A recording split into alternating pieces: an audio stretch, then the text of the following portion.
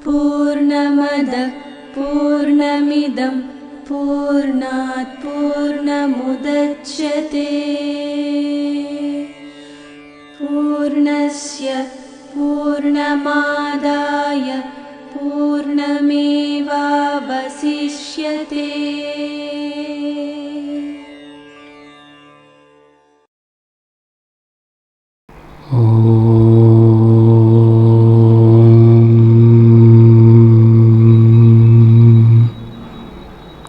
व्यासाय विष्णुरूपाय व्यासरूपाय विष्णवे नमो वै ब्रह्मनिधये वासिष्ठाय नमो नमः। नमो नमः नमो नमः। శ్రీమద్ భగవద్గీత పురుషోత్తమ యోగము లేదా పురుషోత్తమ ప్రాప్తి యోగం అంటారు. గడిచినటువంటి 2 అధ్యాయాలు క్షేత్రజ్ఞ విభాగ యోగము, తరువాత గుణత్రయ విభాగ యోగము. వీటిల్లో చెప్పుకున్నటువంటిది ఏదైతే ఉందో దాన్ని ఇంకా వివరంగా మనకు తెలియచేసి, ఇంకా నీవు ఆత్మస్వరూపంగా స్థిరపడటానికి అనుభవపూర్వకంగా ఆత్మస్వరూపంగా నువ్వు ఎలా ఉన్నావో తెలుసుకుని నీవుగా ఉండటానికి మనకు ఈ బోధ చేయటం జరుగుతుంది. అంతేకాక ఇప్పటివరకు కూడా నీకు భగవంతుడు వేరుగా ఉన్నాడు, ఎక్కడో ఉన్నాడు, ఆ పరమాత్మ అనేటటువంటి భావన ఉంది. నీవు ఆత్మస్వరూపం అనేటటువంటి దాన్ని నువ్వు విశ్వసించినప్పటికీ కూడా ఆత్మస్వరూపంగా నీవు క్షేత్రజ్ఞుడవు. ఇది క్షేత్రము, ఈ దేహం అన్నది క్షేత్రము, ఇది మారేటటువంటిది, ఇది గుణాలతో కూడి ఉంది. నేను గుణాలకు అతీతంగా ఈ మారేటటువంటి దాన్ని గమనించేటటువంటి ఆత్మస్వరూపాన్ని, నేను సాక్షి చైతన్య స్వరూపాన్ని అనేటటువంటిది తెలుసుకోవటం జరిగింది. అయితే ఈ అధ్యాయంలో మనకు ప్రత్యేకంగా ఈ దేహంలో ద్రష్టగా ఉన్న ఆత్మస్వరూపమైనటువంటి నీవు ఎవరో కాదు, పరమాత్మే అనేటటువంటిది ఈ అధ్యాయంలో మనకు చెప్పబోతున్నారు. తత్వమసి అని వేదాల్లో చెప్పినటువంటి ఆ మహావాక్యం ఏదైతే ఉందో ఆ వాక్యాన్ని ఈ అధ్యాయంలో మనకు స్పష్టంగా చెప్పబోతున్నారు. గడిచిన అధ్యాయాల్లో కూడా మనకు చెప్పటం జరిగింది, కానీ ఈ అధ్యాయంలో అయితే పరమాత్మేతి చాప్యుక్తో దేహేస్మిన్ పురుష పర అనేటటువంటిది స్పష్టంగా చెప్పటం జరిగింది. మనకు 10వ అధ్యాయంలోనే తండ్రి చెప్పారు, అహమాత్మ గుడాకేశ సర్వభూతాశే స్థిత. అందరిలోనూ కూడా నేను ఆత్మగా ఉన్నాను అనేది చెప్పారు. ఆ తర్వాత ఆత్మగా నువ్వు ఎలా ఉన్నావు అనేటటువంటిది మనకు తర్వాత అధ్యాయాల్లో క్రమేణా చెప్పుకుంటూ వస్తున్నారు తండ్రి. నీవు దేహం కాదు, నీవు ఆత్మస్వరూపమై ఉన్నావు. ఆత్మస్వరూపమైన నీవు ద్రష్టవై ఉన్నావు. నీవు అవ్యక్తుడవు, అచింత్యుడవు. ఈ ప్రమాణాలకు నీవు అందేటటువంటి వాడివి కాదు. అంటే ఈ పంచ జ్ఞానేంద్రియాలకు, అంతరింద్రియమైనటువంటి మనస్సుకు నీవు గోచరమయ్యేటటువంటి వాడివి కానే కాదు. నీవు అప్రమేయుడవై ఉన్నావు అనేటటువంటిది కూడా మనకు తండ్రి చెప్పారు. మళ్ళీ ఈ అధ్యాయంలో కూడా ఈ విషయాలు మనకు చెప్పి ఇంకా ఆత్మస్వరూపంగా, ద్రష్టగా, నీవుగా అనుభవపూర్వకంగా స్థిరపడటానికి కావలసినటువంటి బోధ ఈ అధ్యాయంలో మనం అందుకోబోతున్నాము. నిజానికి ఈ పురుషోత్తమ యోగము శ్రీమద్ భగవద్గీతలో చాలా చిన్న అధ్యాయం. కేవలము 20 శ్లోకాలు మాత్రమే ఈ అధ్యాయంలో ఉన్నప్పటికీ కూడా ఈ అధ్యాయం నిజానికి అమృతము అని చెప్పవచ్చు. ప్రతి శ్లోకము కూడా అమృతాన్ని మనం ఆస్వాదించటానికి వీలుగా మన తండ్రి మనకు అందించారు. ఈ అమృతాన్ని ఒక్క చుక్క కూడా బీరుపోకుండా లోనికి తీసుకోవాలి.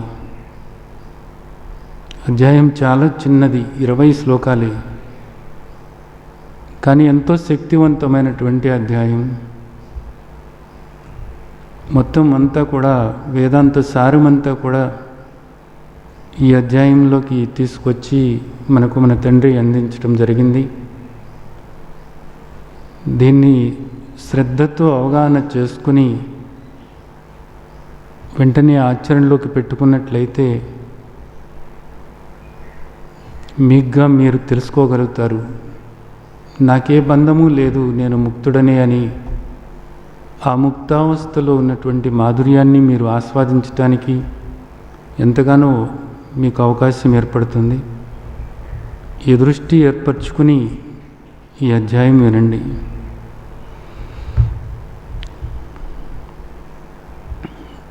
పురుషోత్తమ యోగము. పురుషుడు అంటే పూరించి పూర్ణంగా ఉన్నవాడు పురుషుడు అంటారు. అంటే ఇదంతా కూడా వ్యాపించి ఉన్నది ఎవరో వాడే పురుషుడు అంటే. ఇంకొకటి ఏంటంటే ఈ దేహం నవద్వారాలతో ఉన్నటువంటి పురము అంటారు. నవద్వారే పుర. 9 ద్వారాలతో కూడినటువంటి ఈ పురములో ఉన్నటువంటి వాడు ఎవరైతే ఉన్నాడో వాడు పురుషుడు. అంతా పూరించి అంటే అంతా వ్యాపించి ఉన్నవాడు పురుషుడు అన్నప్పుడు, ఆ అంతా అన్నప్పుడు ఈ దేహం కూడా వచ్చేసింది కదా ఇంకా. కాబట్టి ప్రతి దేహములోనూ కూడా వ్యాపించి ఉన్నవాడు ఎవరైతే ఉన్నాడో వాడే పురుషుడు అనబడుతున్నాడు. ఇక్కడ మనకు పురుషోత్తమ అన్నమాట వస్తుంది. ఈ అధ్యాయంలో 3 రకాలైనటువంటి పురుషులను మనకు తెలియచేశారు. ఒకటి క్షర పురుషుడు, 2 అక్షర పురుషుడు, 3 పురుషోత్తముడు. ఆ పురుషోత్తముడు ఎవరో కాదు, నీ దేహంలో ఉన్నటువంటి ఆత్మే అనేది అవగాహన చేసుకోవటానికి ఈ అధ్యాయంలో బోధ మనకు ఎంతగానో ఉపయోగపడుతుంది. నీవు క్షరమయ్యేటటువంటి ఈ దేహము కాదు, నాశనమయ్యే ఈ దేహము కాదు, అలాగే నీవు జీవుడవు కాదు. జీవుడు కూడా సనాతనుడే. నీవు జీవుడవు కూడా కాదు, దేహము కాదు, జీవుడు కాదు. మరి ఎవరు నువ్వు? పురుషోత్తముడవే నీవు. పురంలో ఉన్నటువంటి ఆత్మస్వరూపాన్ని పురుషోత్తముడవు నీవే అనేది తెలుసుకోవటానికి ఈ అధ్యాయంలో మనకు ఈ బోధ అందించడం జరుగుతుంది. అయితే ఇప్పటివరకు కూడా మనం ఈ దేహమే నేను అనుకుంటున్నాము. ఈ దేహమే నేను అనుకుంటూ ఇది అహంకారం, అహం ఆకారం. ఈ దేహము, ఈ మనస్సు నేను అనుకుంటూ ఇదంతా నాది అనుకుంటూ ఈ అహంకార మమకారాలతో ఇక్కడ రాగద్వేషాలు ఏర్పరచుకుని ఆ రాగద్వేషాల వల్ల కామక్రోధాలు పెంచుకుంటూ ఆ కామక్రోధాలతో కర్మలు చేస్తూ ఆ కర్మ ఫలాలు అనుభవించడానికి మరలా జన్మలు తీసుకుంటున్నాము. ఇక్కడ సుఖపడుతున్నది ఏమీ లేదు, ఆ పై కూడా సుఖపడుతున్నది ఏమీ లేదు అనేది మనకు స్పష్టంగా తండ్రి భగవద్గీతలో చెప్తున్నారు. మన అనుభవం కూడా ఇదే చెప్తుంది. అయినప్పటికీ కూడా నేను దేహమే అనుకుంటూ దేహానికి సంబంధమైనటువంటి విషయాల్లో కూరుకుపోయి రాగద్వేషాలు ఏర్పరచుకుంటూ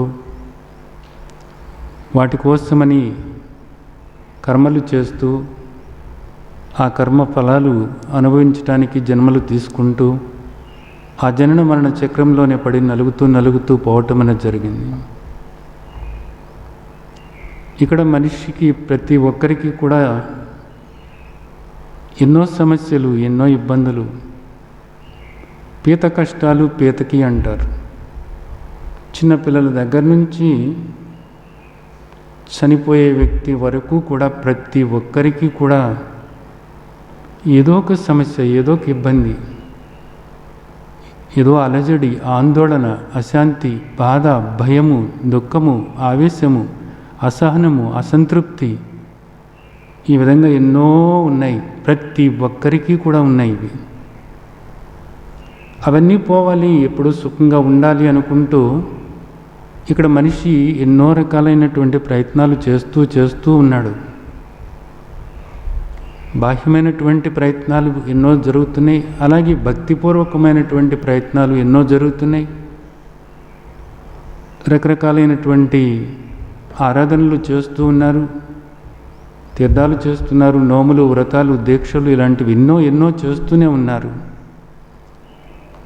కానీ ఈ దుఃఖం అన్నది పోవటం లేదు అన్నది అర్థమవుతుంది. అలాగే ఈ జనన మరణ చక్రం నుంచి కూడా బయటపడటం అన్నది వీటి వల్ల సాధ్యం కాదు అనేది కూడా అర్థమవుతుంది. అయినప్పటికీ కూడా మనిషి వీటిల్లోనే కూరుకుపోయి ఇలాగే ప్రవర్తిస్తున్నారు. మనిషి ఈ విధమైనటువంటి దుఃఖం అనుభవించటం, ఈ నిరంతర దుఃఖం ఏదైతే ఉందో దీన్నే సంసారము అని అంటున్నారు. మానసిక వేదన ప్రతి ఒక్కరూ కూడా అనుభవిస్తున్నటువంటిదే. ఇక్కడ నేను దేహము అని భావన ఉన్నటువంటి ప్రతి ఒక్కరూ కూడా ఈ అజ్ఞానంలో ఉన్నంత కాలము కూడా ఈ దుఃఖాన్ని అనుభవించి తీరటమే జరుగుతుంది అన్నది అర్థం చేసుకోవచ్చు. ప్రతి ఒక్కరూ కూడా అర్థం చేసుకోవచ్చు. ఉన్నవాళ్ళైనా లేని వాళ్ళైనా సరే, ఎవరైనా సరే, చిన్నవాళ్ళైనా పెద్దవాళ్ళైనా సరే, ప్రతి ఒక్కరికి కూడా దుఃఖం అనేది ఉన్నది. శ్రీమద్ భగవద్గీతలోనే మన తండ్రి మనకు చెప్తున్నారు, దుఃఖాలయం అశాశ్వతం జన్మ. నువ్వు జన్మించావంటేనే నిజానికి అది దుఃఖానికి ఆలయంలో వచ్చి పడ్డట్లే. అది దుఃఖానికి ఆలయం అట ఈ దేహం. ఈ దేహం అంటే మానవ దేహమనే కాదు, ఏ దేహం నీకు వచ్చినప్పటికీ కూడా నువ్వు దుఃఖం అనుభవించాల్సిందే. మరి ఆ దుఃఖం నుంచి ఎలాగ నువ్వు బయటపడాలి? అది కేవలము బ్రహ్మజ్ఞానం వల్లనే, ఆత్మజ్ఞానం వల్లనే సాధ్యమవుతుంది. మరి దేనివల్ల కూడా సాధ్యం కాదు. నువ్వు ఇక్కడ ఏది చేసినప్పటికీ కూడా, ఎలాంటి పూజలు చేసినా, నోములు, వ్రతాలు, దీక్షలు, యజ్ఞాలు, యాగాలు, తపస్సులు ఏది చేసినప్పటికీ కూడా ఆ దుఃఖం నుండి నువ్వు బయటపడవు. అది కేవలము బ్రహ్మజ్ఞానం వల్ల మాత్రమే, ఆత్మజ్ఞానం వల్ల మాత్రమే నువ్వు ఈ దుఃఖం నుంచి బయటపడతావు, ఈ జనన మరణ చక్రం నుంచి నువ్వు బయటపడతావు అనేటటువంటిది మనకు మన తండ్రి చెప్తున్నారు. ఇక్కడ ఈ అధ్యాయంలో కూడా ఈ సంసారాన్ని ఒక అద్భుతమైనటువంటి రీతిలో వర్ణించారు తండ్రి. ఈ సంసారం అనేటటువంటి దాన్ని ఒక వృక్షంతో పోల్చి ఇక్కడ మనకు చెప్తున్నారు తండ్రి. ఆ వృక్షం ఎలా ఉంటుందో చూడండి. శ్రీ భగవాన్ ఉవాచ, భగవంతుడు చెప్తున్నారు, ఊర్ధ్వమూలం అధశాకం అశ్వత్థం ప్రాహురవ్యయం ఛందాంసి యస్య పర్ణాని యస్తం వేద సవేదవిత్. ఊర్ధ్వమూలం అధశాకం అశ్వత్థం ప్రాహురవ్యయం. అశ్వత్థం అంటే ఈ వృక్షం పేరు అశ్వత్థ వృక్షం, సంసార వృక్షం. ఇది సంసారంలో ఉన్నటువంటి దోషాలని మనం అర్థం చేసుకోవాలి అంటే ఈ దుఃఖం ఎందుకు వస్తుంది, అసలు ఈ దుఃఖాన్ని ఎలా పోగొట్టుకోవాలి అనేటటువంటిది అందరూ ఆలోచించాల్సినటువంటి విషయం.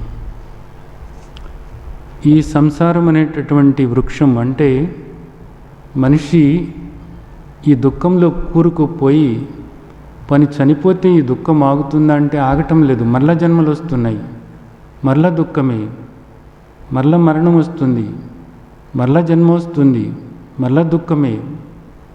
దీనిలో పడి నలిగిపోతూనే ఉన్నాడు మనిషి. ఈ సంసారం అనేటటువంటి ఈ వృక్షం గురించి చూడండి, తండ్రి ఏం చెప్తున్నారు, ఊర్ధ్వమూలం అధశాకం అంటున్నారు. మామూలుగా మనం ఇక్కడ వృక్షాలను చూస్తుంటే ఆ వృక్షాలన్నిటికీ కూడా మూలం ఎక్కడ ఉంటుంది, భూమిలో ఉంటుంది, అడుగున ఉంటుంది. శాఖలన్నీ కూడా ఎక్కడుంటాయి, పైన ఉంటాయి అన్నమాట. కానీ ఇక్కడ ఈ సంసారం అనేటటువంటి వృక్షానికి మూలమేమో పైన ఉందట, శాఖలేమో కిందకున్నాయి. అంటే ఇది తలకిందులుగా ఉంది వ్యవహారం అంతా. అవును, ఇక్కడంతా కూడా తలకిందులుగానే ఉంది. ఏది సత్యమో ఏది అసత్యమో తెలవదు, ఏది నిత్యమో ఏది అనిత్యమో తెలవదు, ఏది స్వధర్మమో ఏది పరధర్మమో తెలవదు. అసత్యాన్నేమో సత్యము అనుకుంటున్నాము, అనిత్యమైన దాన్ని పట్టుకుని నిత్యము అనుకుంటున్నాము. అన్నిటికన్నా విచిత్రం ఏమిటంటే నేను కాని దాన్ని నేను అనుకుంటున్నాము. ఇక్కడ ఎంత తలకిందుల వ్యవహారం ఇది నిజానికి. ఈ తలకిందుల వ్యవహారం ఏదైతే ఉందో దానివల్లనే కదా ఇక్కడ దుఃఖమంతా కూడా. ఈ వృక్షము, ఈ సంసార వృక్షము, తండ్రి వర్ణించేటటువంటి ఈ వృక్షం కూడా ఇక్కడ ఎలా ఉందట, తలకిందులుగా ఉంది. మూలమేమో పైన ఉంది, శాఖలేమో కిందకి ఉన్నాయన్నమాట. ఈ వృక్షాన్ని ఏమన్నారు, అశ్వత్థం అన్నారు. ఇక్కడ స్వ అనే మాటకు అర్థం ఏమిటంటే, స్వ అనేటటువంటి ఆ అక్షరానికి అర్థం ఏమిటి అంటే రేపు అనేటటువంటి అర్థం. ఇక్కడ ఏమంటున్నారు, అశ్వత్థం అన్నారు. అంటే దాని అర్థం ఏమిటంటే రేపటికి ఉంటుందో ఉండదో తెలియదు, రేపటికి ఉంటుందో ఉండదో తెలియదు, అలాంటి వృక్షం ఇది. అంటే అంత క్షణికమైనటువంటిది, క్షణభంగురమైనటువంటిది అంటారు చూడండి, అలాంటిది ఈ వృక్షం అన్నది. ఈ సంసారం అనేటటువంటి ఈ వృక్షం ఉంది, ఇది రేపటికి ఉంటుందో ఉండదో తెలవదు, ఏ క్షణాన ఏమవుతుందో ఎవరికీ తెలవదు. అలాంటి దాన్ని మనం నిత్యము అని అనుకుంటున్నాం. నిజానికి అదంత పెద్ద పొరపాటు. అలాంటి వృక్షము ఇది అవ్యయం. ఇంకోటి ఏంటంటే ఇది అనాది నుండి వచ్చినటువంటి వృక్షం అన్నమాట. ఈ మధ్య కాలంలో వచ్చినటువంటిది కానే కాదు, ఇది అనాది అయినటువంటిది అనేది చెప్తున్నారనమాట. అవ్యయం. ఇక్కడ ఊర్ధ్వమూలం అధశాకం అన్నప్పుడు, ఊర్ధ్వం అన్నప్పుడు మనం దీన్ని ఎలా తీసుకోవాలి?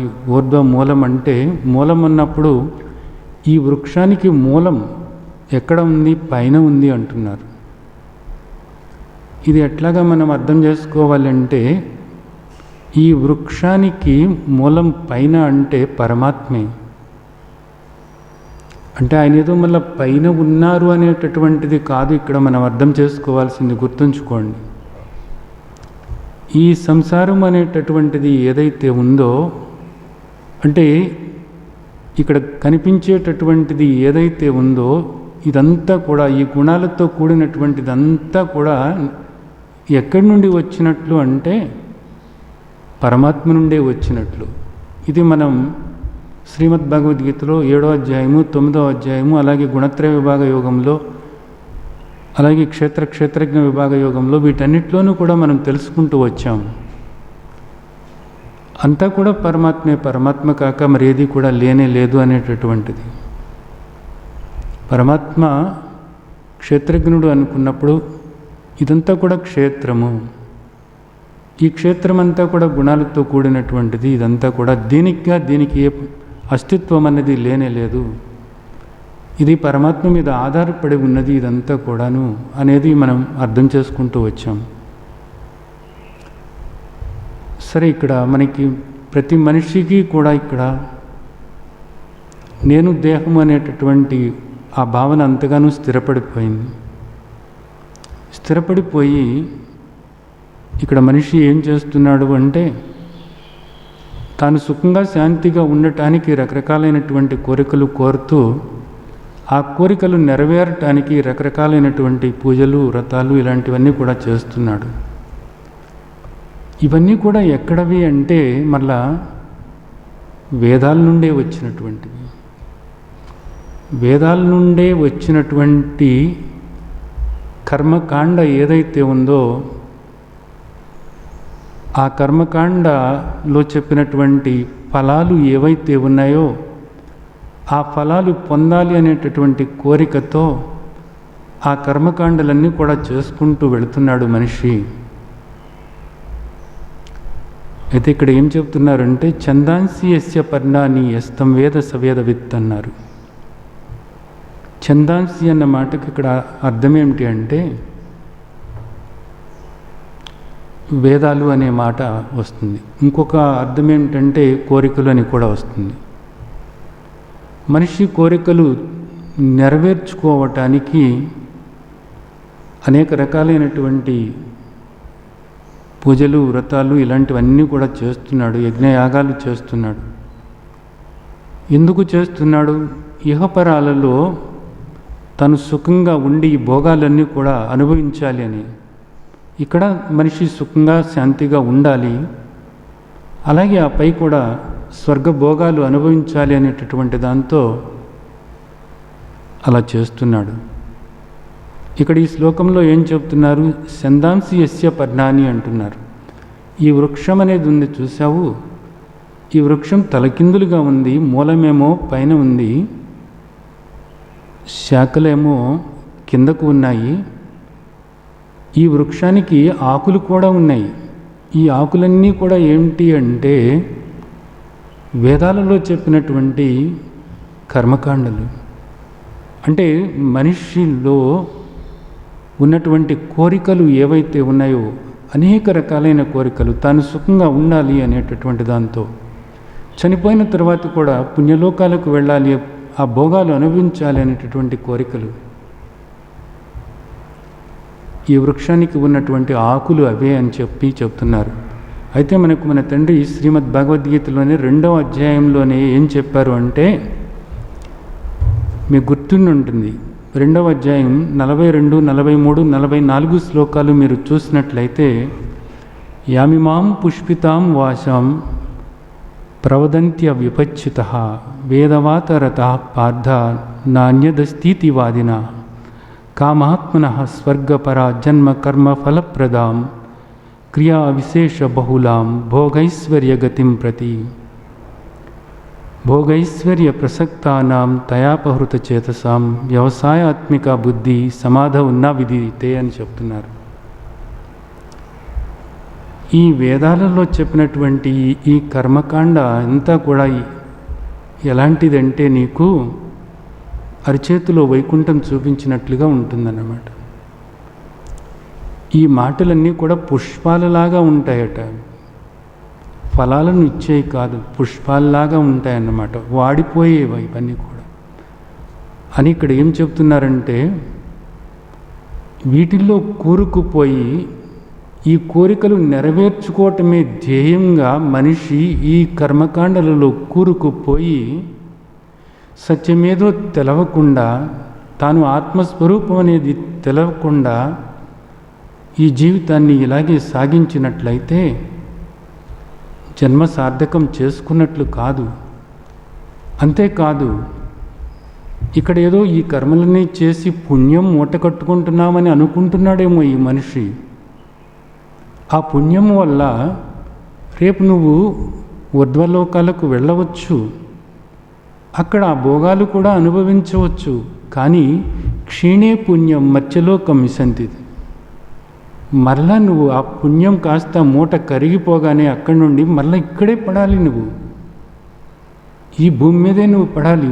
మరలా నువ్వు జన్మ ఇక్కడే తీసుకుంటావు. నువ్వు మళ్ళీ నీకు దుఃఖం అనేది తప్పదు. మరలా నువ్వు పుట్టిన తర్వాత నేను మరలా దేహమే అనుకుంటూ ఈ దేహానికి సంబంధంగానే నువ్వు ఆలోచిస్తూ అహంకారం, మమకారం,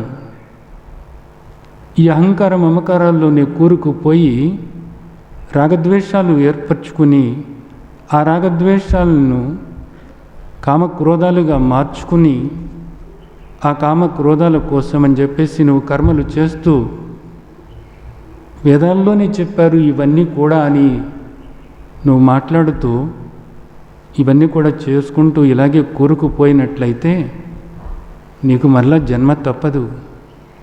పుణ్యమైనా సరే అది హరించుకుపోవాల్సినటువంటిది. పుణ్యం కూడా అది శాశ్వతమైనదేం కాదు. ఆ స్వర్గానికి పోయి 4 రోజులు నువ్వు ఆ భోగాలు అనుభవిస్తావేమో, కానీ ఆ పుణ్యం కాస్త క్షీణించిన తర్వాత నువ్వు మరలా ఇక్కడ పుట్టాలి, ఈ దుఃఖం అనుభవించాల్సిందే, అంతే. కాబట్టి గుర్తుంచుకోవాలి, ఛందాంస్యస్య పర్ణాని,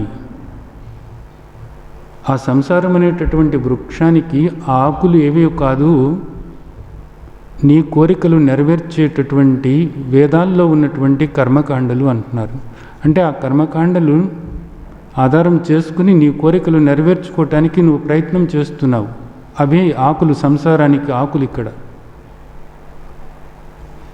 ఒక ఆశ్చర్యకరమైనటువంటి విషయం ఏంటంటే, మనకు శ్రీమద్ భగవద్గీతలో మనకు వేదాలు అందించినటువంటిది వేదవ్యాస భగవానుల వారి. కానీ వాటికంటూ ఒక హద్దు ఉంది.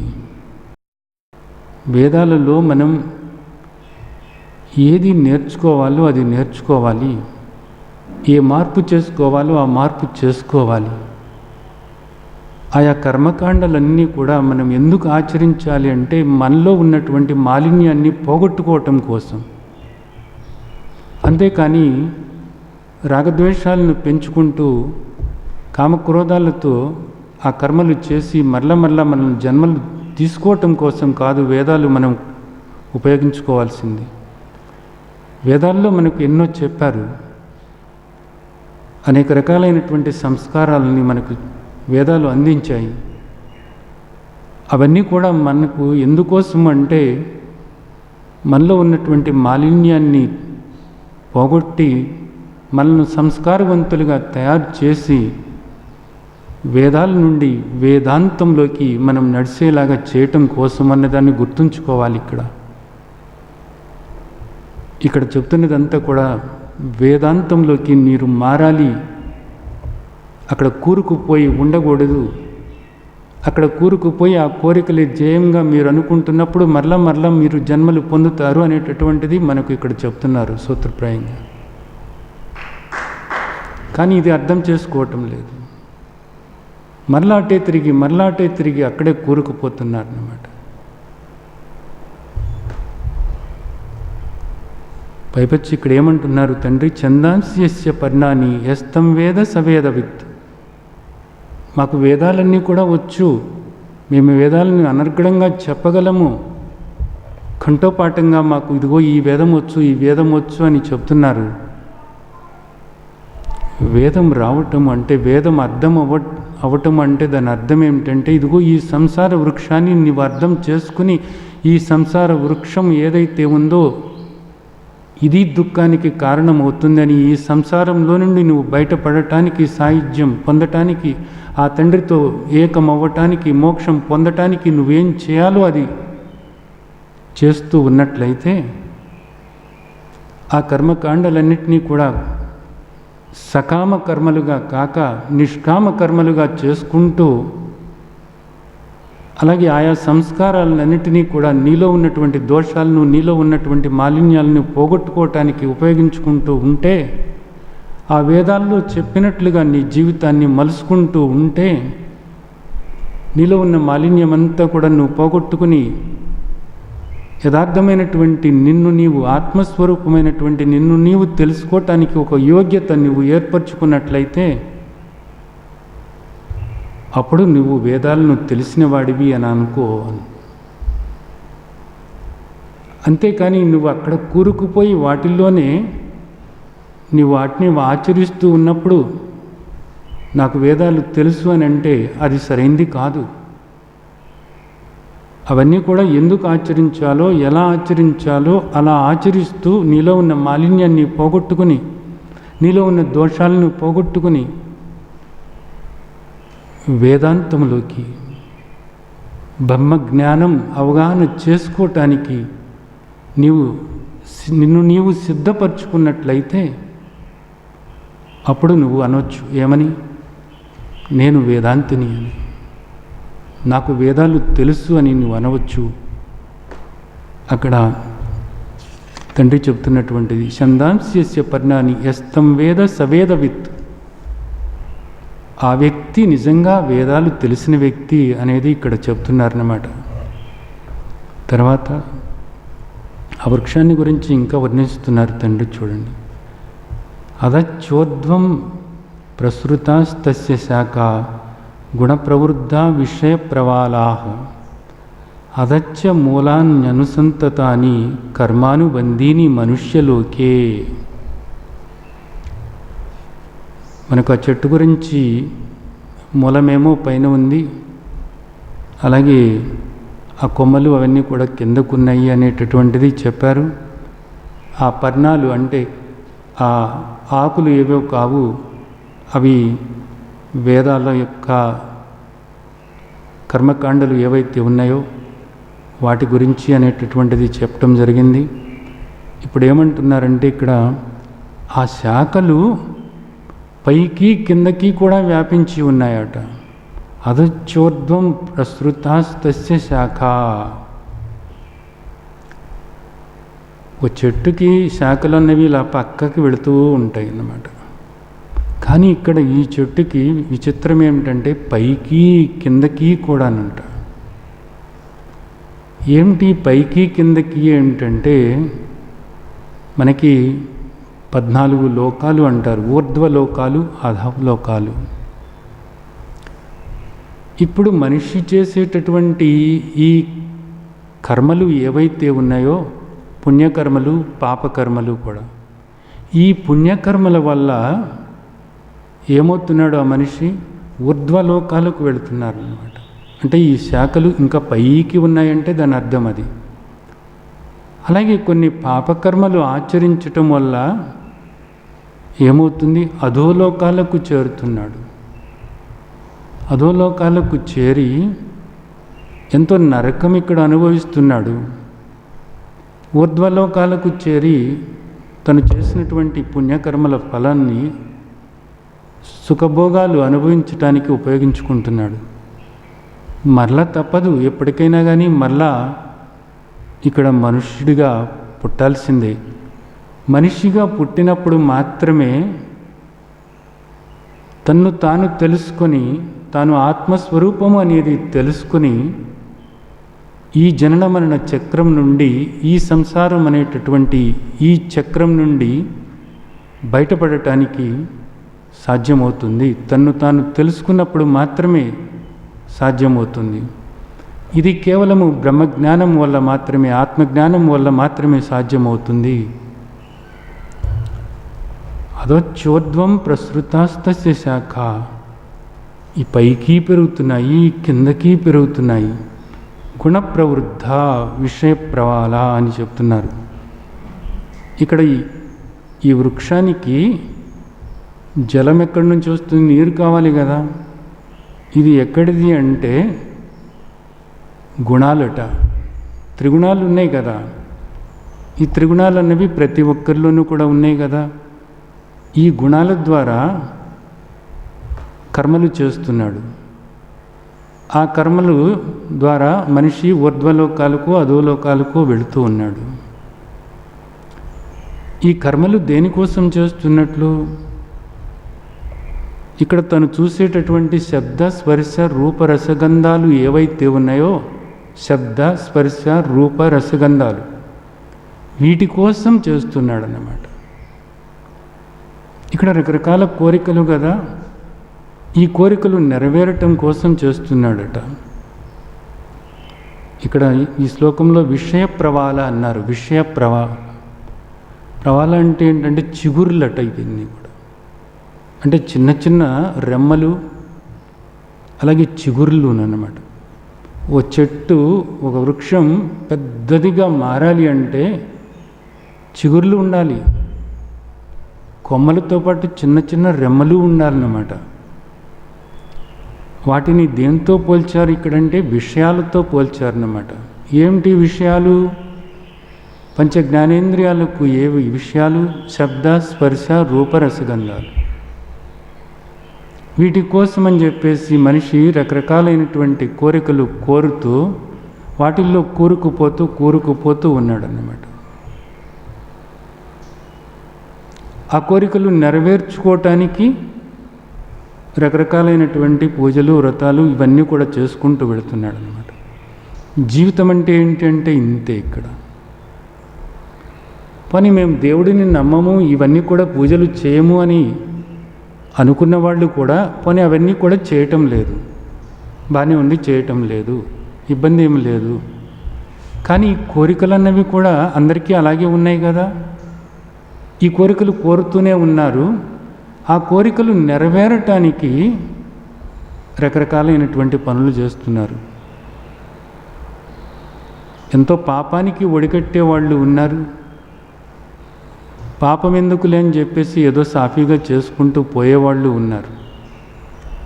కానీ జీవితం అంతా కూడా చివరి శ్వాస వరకు కూడా తన కోరికలు నెరవేర్చుకోవటమే ధ్యేయంగా బ్రతుకుతున్నాడు మనిషి. అంటే ఇది చాలా ఆశ్చర్యకరమైనటువంటి విషయం. ఎందుకు ఈ కోరికలన్నీ కోరుతున్నావు అని అడిగితే మళ్ళీ ఒక్కటే సమాధానం చెప్తారు ఇక్కడ అందరూ కూడా. ఏమిటి ఆ సమాధానం? నేను నా వాళ్ళందరూ సుఖంగా, శాంతిగా, సంతోషంగా, సంతృప్తిగా ఉండటం కోసమండి, అంతే. ఈ కోరిక నెరవేరితే, ఈ పని అయిపోతే, అది కాస్త నేను పొందితే ఏదో జీవితం హాయిగా ఆనందంగా గడిచిపోద్దండి. నా తర్వాత వాళ్ళు కూడా 4 తరాలు వాళ్ళు హాయిగా బ్రతుకుతారండి. నిజానికి అలాగ ఉందా ఇక్కడ? అలా ఏమీ లేదు. ఏ కోరిక నెరవేరినప్పటికీ కూడా మనిషికి ఆ అసంతృప్తి అన్నది వెన్నాడుతూనే ఉంది. ఇక్కడ ఎవరికీ సంతృప్తి అనేది లేనే లేదు. ఇంకా పరుగులు పెడుతూనే చివరి శ్వాస వదులుతున్నాడు మనిషి. విషయ ప్రవాల అదత్య మూలాన్యనుసంతతాని కర్మానుబంధీని మనుష్యలోకే. ఈ విధంగా పైకి కిందకు వెళుతున్నటువంటి ఈ శాఖలు ఏవైతే ఉన్నాయో ఇవి మనిషిని బంధిస్తున్నాయి. ఈ కోరికలు ఏవైతే ఉన్నాయో ఈ కోరికలు నెరవేర్చుకోవాలనే తపనతో మనిషి ఏం చేస్తున్నాడు? కర్మలు చేస్తున్నాడు. ఆ కర్మలే అతన్ని బంధిస్తున్నాయి. చాలా ఆశ్చర్యకరమైనటువంటి విషయం. ఇక్కడ మనకి చూడండి కొన్ని పూజలు ఉంటాయి.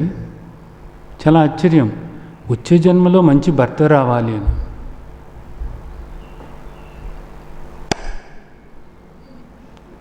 మంచి భర్త వస్తాడేమో, మరి పిల్లలు ఎలాంటి వాళ్ళు ఉంటారో తెలియదు, అత్తమ్మ ఎలా ఉంటుందో తెలియదు, ఆడబిడ్డలు ఎలా ఉంటారో తెలియదు, పక్కింటాళ్ళు ఎలా ఉంటారో తెలియదు, పని చేయటానికి వచ్చేవాళ్ళు ఎలా ఉంటారో తెలియదు. దేవుడా, ఇక్కడ పూజ మాత్రం చేస్తూ ఉంటారు. చాలా ముఖ్యమంటారు. ఈ పూజ వల్ల సరే మంచి భర్తే వచ్చాడే అనుకో, కానీ అక్కడ మిగతా పరిస్థితుల సంగతి ఏమిటి? వాటికి కూడా నువ్వు పూజలు ఇక్కడ చేయాలి, మరి తప్పదు మరి. కానీ శాస్త్రంలో తండ్రి చెప్తున్నారు, భగవద్గీత, గీతా శాస్త్రం, భగవాన్ ఉవాచ, భగవంతుడు చెప్తున్నారు, మనకు వేదాలను అందించినటువంటి సాక్షాత్ పరమాత్మ స్వరూపులు వేదవ్యాస భగవానులు వారే మనకు చెప్తున్నారు. వాటిని ఎందుకు ఉపయోగించుకోవాలో, ఎలా ఉపయోగించుకోవాలో చెప్తూ, ఇలా నువ్వు బంధంలో పడబాకు అని చెప్పడానికే మనకు శ్రీమద్ భగవద్గీత మనకు అందించారు తండ్రి. అధత్య మూలాన్యనుసంతతాని కర్మానుబంధీని మనుష్యలోకే. ఈ కర్మలన్నీ కూడా నిన్ను బంధంలో వేస్తున్నాయి, కర్మబంధంలో కూరుకుపోతున్నావు అని చెప్తున్నారు. దానివల్ల ఏమవుతుంది? మరలా నీకు జన్మలు వస్తున్నాయి. తర్వాత శ్లోకంలో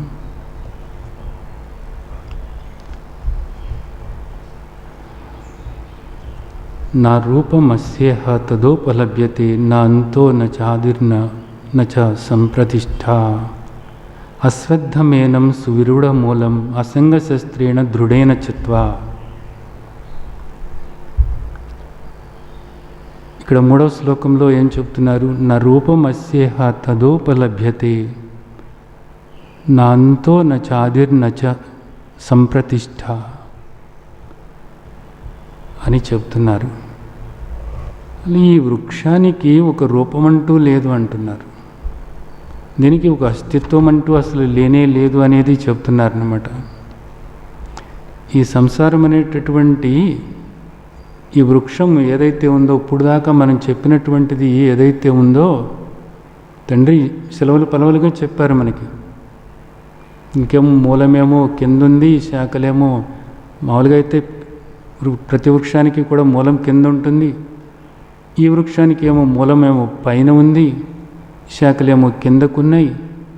అలాగే ఈ శాఖలేమో పక్కకి కాకుండా పైకి కిందకి వెళుతున్నాయి.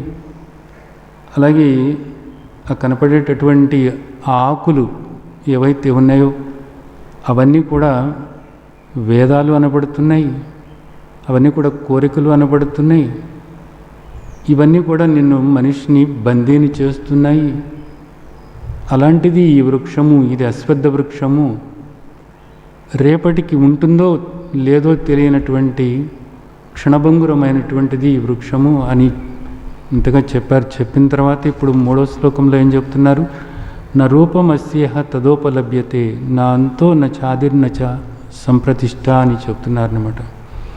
అంటే ఇక్కడ ఇంత వర్ణన చేసినటువంటి ఈ సంసార వృక్షం అనేటటువంటిది ఈ లోకంలో తెలియబడటం లేదు. దీనికి నిజానికి ఒక స్థితి అనేటటువంటిది, సరైనటువంటి స్థితి అనేటటువంటిది కూడా లేనే లేదు అనేది చెప్తున్నారు. అంటే దీని అర్థం ఏమిటి? కానీ ఇదంతా మనకేమో ఇక్కడ అనుభవం అవుతుంది ఆయన చెప్పినటువంటిది. సంసారం అనేటటువంటిది దుఃఖము. ఆ దుఃఖం అన్నది ఇక్కడ మనకు అనుభవం అవుతుంది. అనేక సార్లు అందరూ కూడా మాట్లాడేది, ఈ సంసారంలో కూరుకుపోయాము, ఈ బంధాల్లో కూరుకుపోయాము, ఎప్పటికీ బయటపడతాము అనేది ప్రతి ఒక్కరూ కూడా అనేటటువంటిది ఇది. కానీ ఇది అలాంటిది ఏమీ కనపడదు ఇక్కడ నిజానికి. దీనికంటూ ఒక స్థితి లేదు, అస్తిత్వం అన్నది లేదు అని చెప్తున్నారన్నమాట. అంటే ఒక స్థితి లేనటువంటిది, సరైనటువంటి స్థితి లేనటువంటిది, ఒక రూపం లేనటువంటిది అయినటువంటి ఈ సంసార వృక్షము అనేది, అంటే ఈ సంసారం అనేటటువంటిది మనల్ని ఇంతగా దుఃఖపెడుతుంది. ఎందుకు ఇంత దుఃఖాన్ని కలిగిస్తున్నది ఇది మనకు? ఎందుకు ఇంత దుఃఖం మనకు? అసలు లేదు అని చెప్తున్నారు. దీనికి సరైనటువంటి రూపం లేదు, సరైనటువంటి స్థితి లేదు అని చెప్తున్నటువంటిది ఇది మనకు అనుభవం అవుతుంది ఇక్కడ. అనుభవం అవుతుంది. ఇక్కడ దుఃఖం అనుభవం అవుతుంది, సంసారం అన్నది అనుభవం అవుతుంది, మానసిక వేదన అనేటటువంటిది అనుభవం అవుతుంది. ప్రతి ఒక్కరికి కూడా చిన్న పెద్ద తేడా లేదు, అందరికీ అనుభవం అవుతుంది. తండ్రి చెప్పినటువంటిది ఇంకోటి గుర్తొస్తుంది ఇక్కడ. నాను శోషితుమర్హసి నత్వం శోషితుమర్హసి 2వ అధ్యాయంలో చెప్పారు. ఏమని? నువ్వు దుఃఖించేవాడివి కాదు అనేది చెప్పారు. నువ్వు దుఃఖించేటటువంటి వాడివి కాదు, దుఃఖపడే అర్హత నీకు లేదు అని చెప్పారు. కానీ ఇక్కడ మనకి దుఃఖం అన్నది అనుభవంగా ఉంది. ఎందుకు దుఃఖం అనేటటువంటిది అనుభవంగా ఉంది? నిన్ను నువ్వు తెలుసుకోకపోవటం వల్ల. నువ్వు దుఃఖపడేవాడివి కాదు అని చెప్పారు తండ్రి. ఎప్పుడు చెప్పారు? 2వ అధ్యాయంలో చెప్పారు. ఎందుకు చెప్పారు? నీవు ఈ దేహం కాదు, నువ్వు ఆత్మస్వరూపానివి. ఆత్మస్వరూపమైనటువంటి నీవు నిత్య సర్వగత స్థాణు అచల సనాతన అవ్యక్త అచింత్య అవికార ఆత్మస్వరూపానివి, ఆనందస్వరూపానివి, సచిదానంద స్వరూపానివి. నీవు కర్తవు కాదు, భోక్తవు కాదు. నీవు జనన మరణాలకు అతీతమైనటువంటి ఆత్మస్వరూపానివి.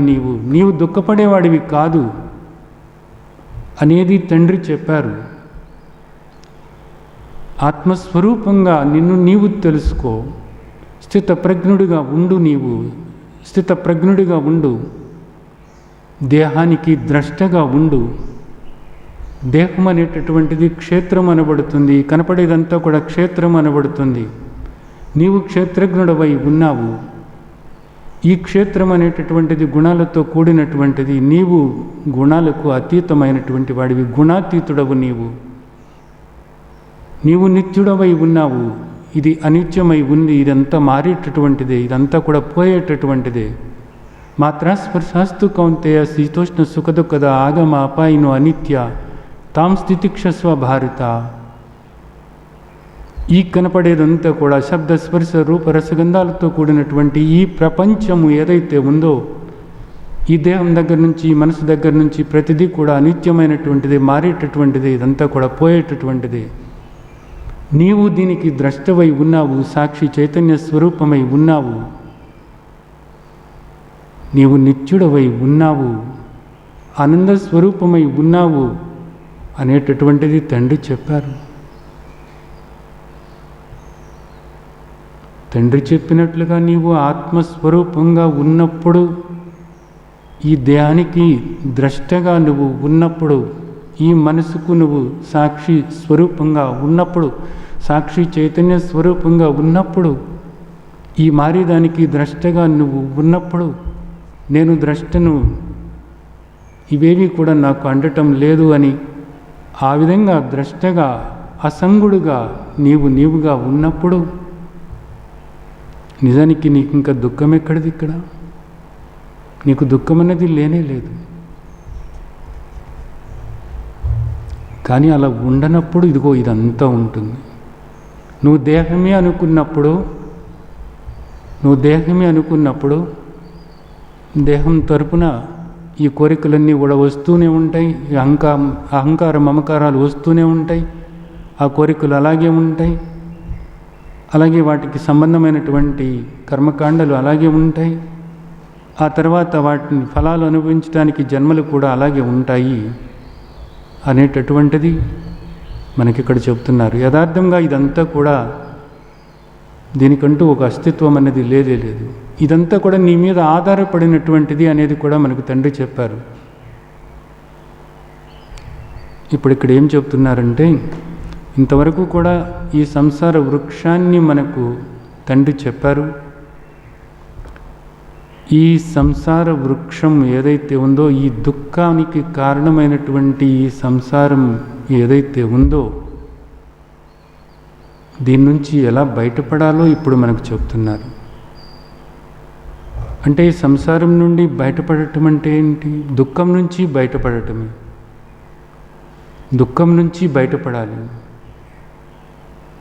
అసలు నువ్వు దుఃఖపడేవాడివి కాదు అని తెలుసుకోవటమే దుఃఖం నుంచి బయటపడటం అంటే నిజానికి. ఇక్కడ తండ్రి మనకు 2వ అధ్యాయంలోనే స్పష్టంగా చెప్పారు, ఒకసారి గుర్తు చేసుకోండి మీరు. దుఃఖం నుంచి బయటపడటం అంటే చాలామంది ఇక్కడ ఏమనుకుంటున్నారంటే దేహానికి దుఃఖాలు రావు కాబోలు ఇక నుంచి అనుకుంటున్నారు. తప్పు. చాలామంది అలాగే భ్రమింపచేస్తున్నారు. తప్పు, అది తప్పు. దేహమన్న తర్వాత ప్రారంధం అన్నది ఉంటుంది. సుఖమో దుఃఖమో ప్రతి దేహము కూడా ఇక్కడ అనుభవించి తీరాలి అంతే. సుఖమో దుఃఖమో ప్రతి దేహము కూడా ఇక్కడ అనుభవించి తీరాలి అంతే. రాముడికైనా కృష్ణుడికైనా ఎవరికైనా తప్పలేదు. అది దుఃఖం అనేది తప్పలేదు, సమస్యలు అన్నవి తప్పలేదు. కృష్ణుడికి ఎంతో ఆప్తులు, ఆత్మీయులు, స్నేహితులు అయినటువంటి పాండవులకు అంత దుఃఖం వాళ్ళందరూ అనుభవించటం అనేది మనం చూస్తూనే ఉన్నాము. ఇవన్నీ కూడా చూసాం, ఈ కథలన్నీ కూడా చదివాం. ఎందుకని? దేహం అనేది వచ్చిన తర్వాత దుఃఖం అనేది తప్పదు అనేది. ఎందరో మహాత్ములు మన కళ్ళ ముందు నడిచెళ్ళినటువంటి వాళ్ళు, మనం ఎంతగానో జ్ఞానులు అని కొనియాడుతున్నటువంటి మహాత్ములు నిజానికి ఎందరో ఉన్నారు. వాళ్ళందరూ కూడా ఆ దుఃఖం అనుభవించారు, ఆ దేహానికి ఆ జబ్బులు అనుభవించారు వాళ్ళందరూ కూడా.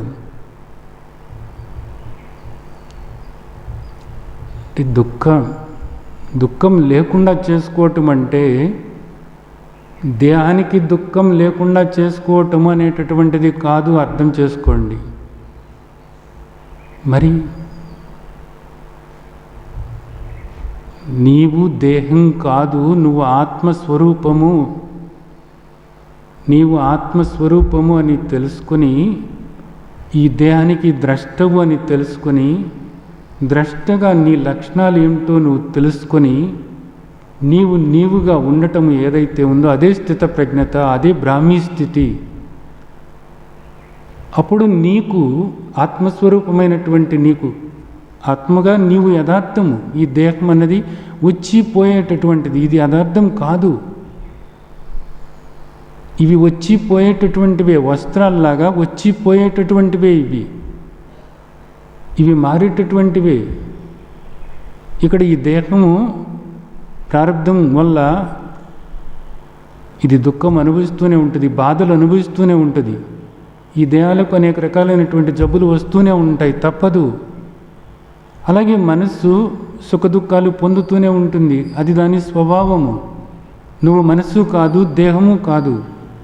ఈ మనస్సుకు ఈ దేహానికి కూడా నీవు ద్రష్టవై ఉన్నావు, దీనికి వేరుగా ఉన్నావు. ఆత్మస్వరూపమైనటువంటి నీవు వీటికి భిన్నంగా ఉన్నావు అని తెలుసుకుని, నీ లక్షణాలు ఏవైతే ఉన్నాయో నీ లక్షణాలను నువ్వు తెలుసుకుని నీవుగా ఉన్నప్పుడు నాకే దుఃఖము లేదు, ఆనంద స్వరూపాన్ని నేను, అహమాత్మ ఆనందోహం అని నీవు ఆ విధంగా నిన్ను నీవు చూసుకోగలుగుతావు. అదే ఇక్కడ చెప్తున్నారు. ఇక్కడ నుంచి ఈ 3వ శ్లోకంలో మనకి 2వ పాదం నుంచి మనకి ఏం చెప్తున్నారంటే, ఈ దుఃఖం నుంచి బయటపడటానికి ఏది తెలుసుకోవాలో చెప్తున్నారు. దుఃఖం నుంచి బయటపడటం అన్నది కాదు, దుఃఖం లేని నిన్ను నీవు తెలుసుకోవటమే ఇక్కడ. ఇది అర్థం చేసుకోండి బాగా. అశ్వత్థమేనం సువిరూఢ మూలం అసంగ శస్త్రేణ దృఢేన చిత్వా. ఇక్కడ అసంగ శస్త్రేణ దృఢైన చిత్వా అన్నారన్నమాట.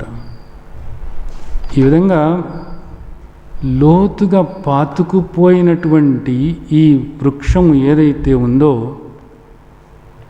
దుఃఖాన్ని కలిగిస్తున్నటువంటి ఈ సంసారము ఏదైతే ఉందో, దీని నుంచి బయటపడాలి అని అనుకున్నప్పుడు ఏం చేయమంటున్నారు? సంసార రూపమైనటువంటి ఈ అశ్వత్థ వృక్షము ఏదైతే ఉందో దీని నుంచి బయటపడాలి అని అనుకున్నప్పుడు అసంగ శస్త్రేణ దృఢైన చిత్వా, దృఢమైనటువంటి చిత్తంతో. ఒకప్పుడు ఉంటున్నామండి, ఒకప్పుడు ఉండటం లేదండి అని కాదు. దృఢమైనటువంటి చిత్తం. ఇక్కడ దృఢమైనటువంటి చిత్తంతో ఏం చేయాలి? ఒక శస్త్రాన్ని, ఒక ఆయుధాన్ని ధరించాలట. ఏమిటి ఆ ఆయుధం అంటే అసంగమం. అసంగమం అనేటటువంటి శస్త్రము అన్నారు ఇక్కడ అసంగమం అన్నప్పుడు మనం రెండు విధాలుగా తీసుకోవచ్చు. అంటే ఈ దేహము వేరు, ఈ మనస్సు వేరు అని మనకు తండ్రి ఇప్పటి వరకు కూడా భగవద్గీతలో 2వ అధ్యాయం దగ్గర నుంచి చెప్పుకుంటూ వస్తున్నారు.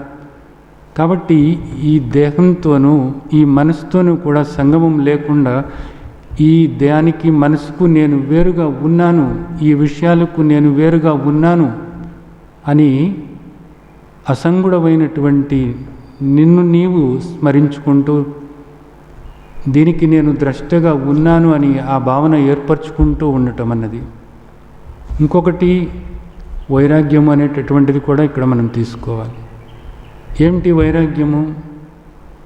ఇక్కడ ఉన్నటువంటి ఈ శబ్ద స్పర్శ రూప రసగంధాలకు సంబంధమైనటువంటి ఈ విషయాలు ఏవైతే ఉన్నాయో ఈ విషయాల వల్ల మనం ఆనందం పొందుతున్నాం అనేటటువంటి ఒక భ్రమలో ఉండటం అనేది జరుగుతుంది. ఇప్పటి వరకు కూడా అనేక విషయాలు ఎన్నో ఉన్నాయి. వాటి వల్ల మనకు ఏదో శాంతి కలుగుతుంది, సంతోషం కలుగుతుంది, సంతృప్తి కలుగుతుందని మన శాంతి, సంతోషం, సంతృప్తి, మన ఆనందం కోసం వాటి మీద మనం ఆధారపడుతున్నాం. ఆ విషయాల మీద, ఆ వ్యక్తుల మీద ఆధారపడుతున్నాము. ఇక్కడ అలాగే భగవంతుడి మీద కూడా ఆధారపడుతున్నాము. అలాగే కానీ ఇప్పుడు దాకా మనకు అర్థమైంది ఏమిటి? వాటేటి వల్ల కూడా నీవు యథార్థమైనటువంటి సుఖశాంతులను పొందలేవు అనేటటువంటిది అర్థం చేసుకున్నాం. మరి ఇప్పుడు ఏం చేయాలి?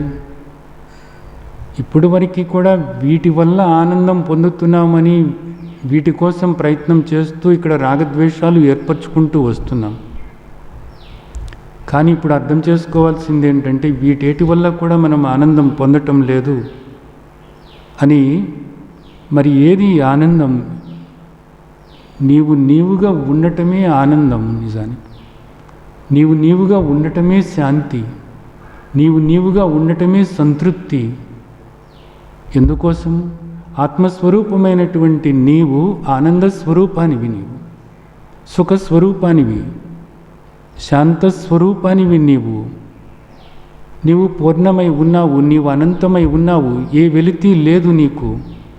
ఏ వెలితి లేనటువంటి పూర్ణమైనటువంటి ఆనందస్వరూపమైనటువంటి సుఖస్వరూపమైనటువంటి నీవు ఇంకా ఏదో బయట నుంచి పొందాలి అనుకునేటటువంటిది ఏముంది? ఇంకా మనకు శ్రీమద్ భగవద్గీతలో మన తండ్రి మనకు ముందే చెప్పారు,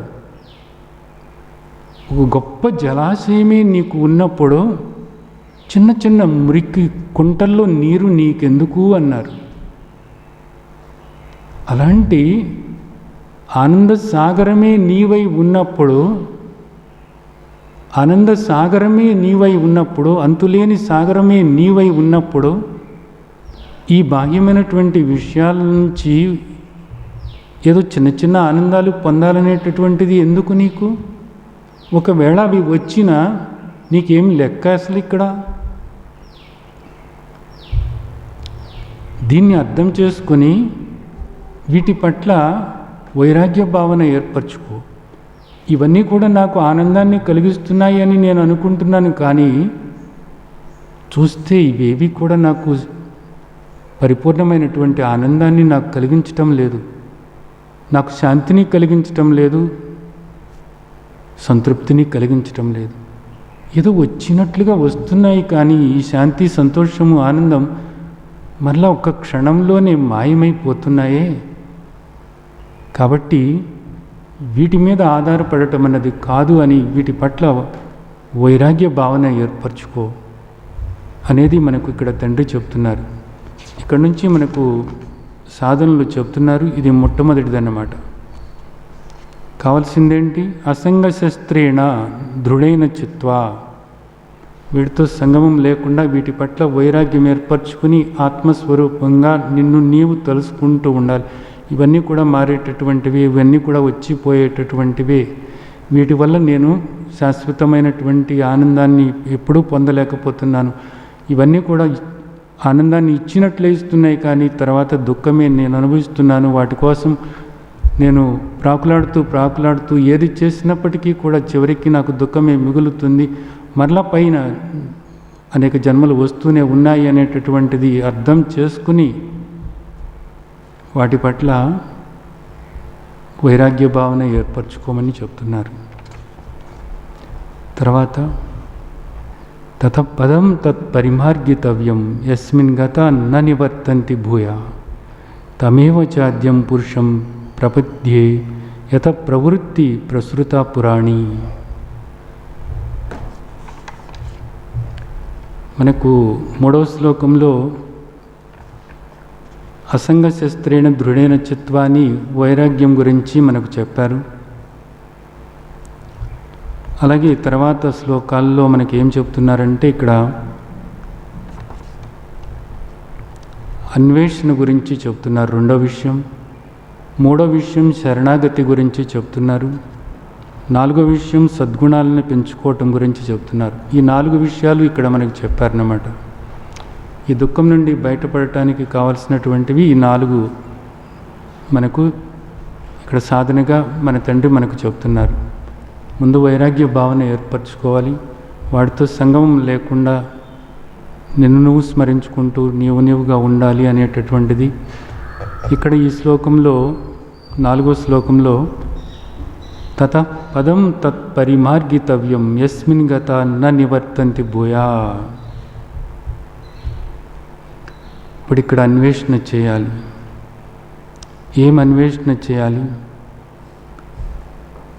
ఏది తెలుసుకుంటే ఇక తెలుసుకోవాల్సింది లేదో, ఏది పొందితే ఇక పొందాల్సింది లేదో, ఏది పొందితే ఇక దుఃఖ స్పర్శ అన్నది లేకుండా ఉంటుందో అలాంటిది నేను పొందాలి, అది నేను తెలుసుకోవాలి అని దానికోసమని అన్వేషణ చేయాలి. ఈ అన్వేషణ అన్నది అవసరం. ఇది దేనివల్ల సాధ్యమవుతుంది? వేదాంతం అంటే ఉపనిషత్తులు, శ్రీమద్ భగవద్గీత. అందుకని ఉపనిషత్తుల యొక్క సారాంశమే శ్రీమద్ భగవద్గీత. ఇది ఒక ఉపనిషత్తు నిజానికి. ఇతి ఉపనిషత్సు బ్రహ్మ విద్యాయాం యోగ శాస్త్రే శ్రీకృష్ణార్జున సంవాది. ఇది ఉపనిషత్తుల యొక్క సారం. ఇది భగవద్గీత ఉపనిషత్తు. కాబట్టి ఏది తెలుసుకుంటే ఇంకా ఈ జనన మరణ చక్రంలో పడకుండా ఉంటావో,